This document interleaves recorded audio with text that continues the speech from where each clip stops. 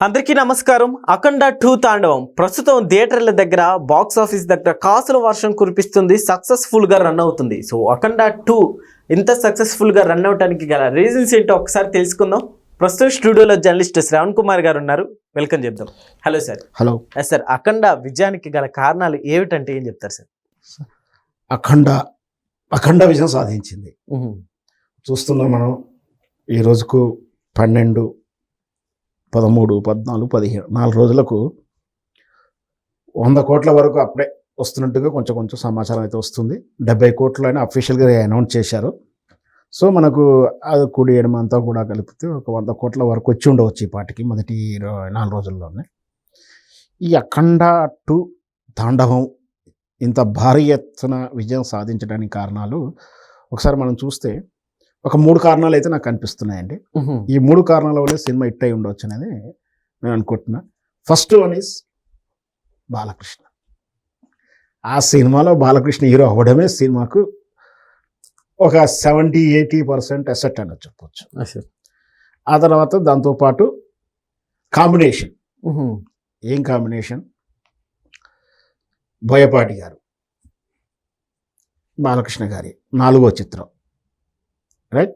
ఇంకొకటి సినిమాకు ఆ సనాతన ధర్మం మీద ఏదైతే ధర్మాన్ని రక్షిస్తానికి, ఈ దేశ విశ్వాసాలని, హైందవ ధర్మాన్ని కాపాడటానికి మనలో నుంచి ఒకడు ఉండాలి, ఉంటాడు, ఉంటే ఎలా ఉంటుంది, మన శత్రువులు అంటే చైనా కావచ్చు, పాకిస్తాన్ కావచ్చు, రేపు ఇంకో దేశమైనా కావచ్చు, మన మీద దాడి చేస్తే, మన ధర్మం మీద దాడి చేస్తే, ఎందుకంటే మన బలహీనత ఏందో వాళ్ళకి తెలుసు. మన బలహీనత మన ధర్మం.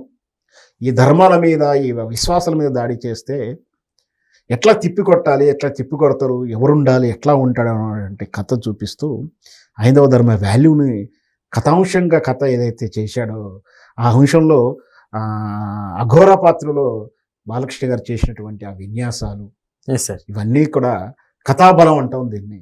ఈ కథ యొక్క ప్లాట్ఫామ్ అనేది ఈ సినిమాకు విజయానికి కారణం అని చెప్పొచ్చు. ఇక 3వది కారణం, సినిమా ఆలస్యం అవ్వడం, ట్రోలింగ్ జరగడం కూడా ఒకందుకు హెల్ప్ అయిందని చెప్పొచ్చు. ఆలస్యం అయిన తర్వాత రకరకాలుగా ట్రోలింగ్ జరిగినాయి. సినిమా రాదు అని, పేలిపోయిందని, ఇట్లా చేసిన వాళ్ళంతా కూడా దీంట్లో దురదృష్టవశాత్తు ఏంటంటే రాజకీయ వర్గాలు ఎక్కువగా ఉన్నాయి. కొంత అభిమానులు వేరే హీరోల అభిమానులు కూడా ట్రోలింగ్ చేయడం కూడా జరిగింది. ఏది జరిగినా కూడా ఆలస్యం అవ్వడం కూడా కొంచెం హెల్ప్ అయింది. సో ఈ 3 కారణాల వల్ల అఖండ విజయం సాధించిందని నేను చెప్తాను. మనకు శ్రీకృష్ణుడు, రాముడు అంటే ఎవరు గుర్తుకొస్తారు? ఆ తర్వాత వేరే నట్లు వేసినప్పుడు కూడా అంతా రామారావు గారు తప్పించి ఇంకో పాత్ర వేరే వాళ్ళు రాముడిలో కృష్ణుడిగా చూడడానికి ఫస్ట్ సెకండ్ అయితే మనకు అది ఒప్పుకోదు.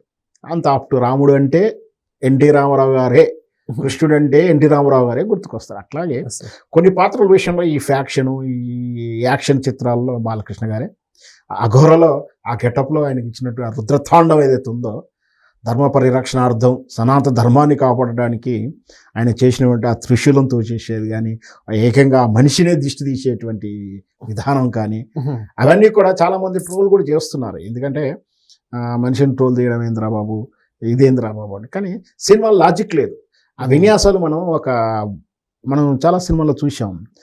అదేంది స్పైడర్ మ్యాన్, ఇట్లాంటి సినిమాలు ఎన్నో చూసాం. ఆ స్పైడర్ మ్యాన్ కానీ ఇట్లాంటివి కానీ అవన్నీ కూడా లాజిక్ లేని సినిమాలే కదా.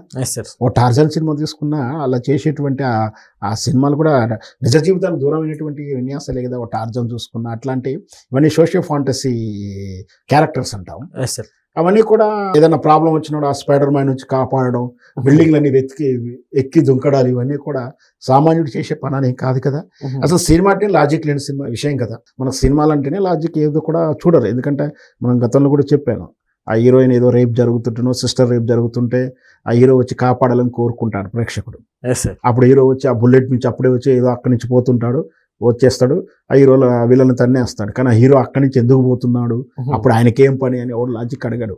ఆ లాజిక్ చెప్తూనే సినిమా చూస్తున్నాడు. కానీ అక్కడ హీరోయిన్ బాధపడుతున్నప్పుడు, రేపు గురవుతుంటే హీరో వచ్చి కాపాడాలి, కాపాడితేనే తాను సాటిస్ఫై అవుతాడు ప్రేక్షకుడు. సో అట్లాగే ఆ క్యారెక్టర్లని ఆ సీన్లో ఆ సన్నివేశంలో రసానుభూతి పొందాలే కానీ ఆ లాజిక్లు చూడొద్దు. అందుకనే ఆ రసానుభూతి అధికంగా ఉంది కాబట్టి ఆ సినిమా అఖండ చిత్రంలో బాలకృష్ణ గారి అఘోరి పాత్ర అంత అద్భుతంగా ఉంది కాబట్టి సినిమా ఇంత సూపర్ డూపర్ హిట్ అయింది. ఎస్ సార్, యాక్చువల్లీ ఈ మధ్య కాలంలో వస్తున్న మూవీస్ అంటే ఫస్ట్ పార్ట్ అని, సెకండ్ పార్ట్ అని సో ఎక్కువగా వస్తున్నాయి. సో అన్నిట్లో ఫస్ట్ పార్ట్ కాస్త విజయం సాధిస్తే సెకండ్ పార్ట్ నిరాశపరచడమే జరిగింది. బట్ అఖండాలో ఇది కుదరలేదంటే ఏం చెప్తారు? మంచి ప్రశ్న అడిగారు మీరు. సహజంగా గతంలో ఎప్పుడో ఒక సినిమా మాత్రమే సీక్వెల్ వచ్చేది. ఆ సీక్వెల్ చాలా తక్కువ, చాలా అరుదు. కానీ ఈ మధ్యకాలంలో ఏదో ఒక సినిమా రిలీజ్ అవుతే దాని వెనకాలే సీక్వెల్ వచ్చేస్తుంది. అంటే ముందు అనుకోరు కథ విషయంలో, ఇది ఒక కథ ఉంది, దాని తర్వాత రెండో పార్ట్ ఇవ్వాలనుకున్నారు. బాహుబలి లాంటి చిత్రం మాత్రమే పార్ట్ 2 కానీ ముందుగా అనుకున్నారు. ఇక మనం ఉదాహరణకు చెప్పాలంటే డీజే టిల్లు, దాంట్లో ముందు అనుకుంది కదా, తర్వాత సూపర్ హిట్ అయిందని చెప్పి 2 కూడా తీశారు. అట్లాగే ఇక్కడ అఖండ కూడా 1 తర్వాత 2 తీశారు. అఖండ 1 ఎంతైతే హిట్ అయిందో, ఎంతైతే ప్రేక్షధారణ పొందిందో, ఈ అఖండ 2 కూడా అంతే ఉంది. ఇంకా ఇప్పుడు చర్చ జరుగుతుంది ఏమంటే అఖండ 3 కూడా రాబోతుంది, కథ ఇదే ఇలానే ఉంటుందని రకరకాలుగా సోషల్ మీడియాలో అయితే చర్చించుకుంటున్నారు. అఖండ 3 కూడా చేస్తారు అని. సో అఖండ 3 వస్తే విజయం అవుతుంది అంటే ఖచ్చితంగా ఈ తరహానే ఏదైతే సమాజ ఉద్ధరణ కోసం, సమాజం కోసం, ఊరి కోసం ఒక హీరో పడేటువంటి ఈ త్యాగాలు కానీ, కష్టాలు కానీ, విన్యాసాలు కానీ కథాంశంతో వస్తే ఖచ్చితంగా ఈ 2 కాదు, రేపు వచ్చే 3 కూడా హిట్ అవుతుందని కూడా చెప్పవచ్చు. సార్, ఈ మూవీలో మనం చూసుకుంటే మెయిన్ హైలైట్ పాయింట్ ఏదని చెప్తారు?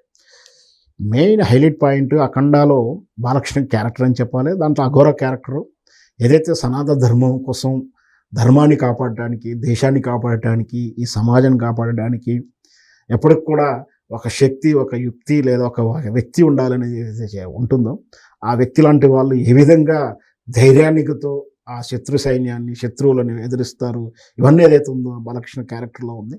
ఈ సినిమా హైలైట్ అంటే బాలకృష్ణ గారి అఘోర క్యారెక్టర్ అని చెప్పాలి. అఘోర క్యారెక్టర్లో అన్ని చాలా చాలా సిచ్యువేషన్స్ ఉన్నాయి. హనుమంతుడు వచ్చే విషయంలో కానీ, ఆ శివతాండ విషయం కానీ, ఆ త్రిశూల ఫైటింగ్ విషయంలో కానీ అన్నీ కూడా చాలా బాగున్నాయి. ఈ సినిమా ఎసెట్టే అఘోర పాత్ర. ఖచ్చితంగా ఏదైతే ఉద్దేశంతో వాళ్ళు ఈ సినిమా తీశారో అంతకన్నా ఎక్కువ సక్సెస్ సాధించారని చెప్పొచ్చు. Okay sir, thank you.